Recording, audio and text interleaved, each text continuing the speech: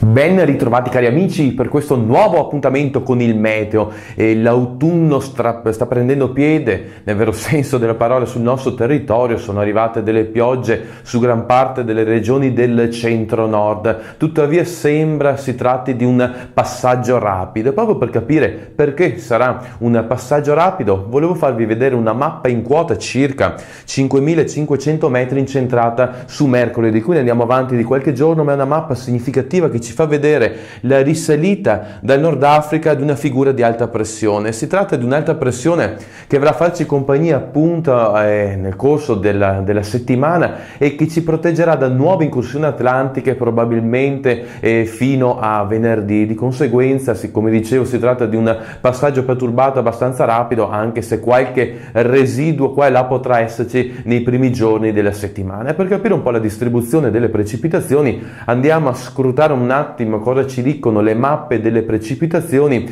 previste per i prossimi giorni. Iniziamo subito da lunedì, quando il maltempo si impossesserà di gran parte dell'Italia. Potete notare che soltanto la pianura padana e anche quindi il nord-est, il Veneto, siano prive di precipitazioni degni di nota, a parte qualche residuo nelle primissime ore, mentre sul resto dell'Italia, a parte un po' il sud della Sicilia, il tempo si manterrà capriccioso.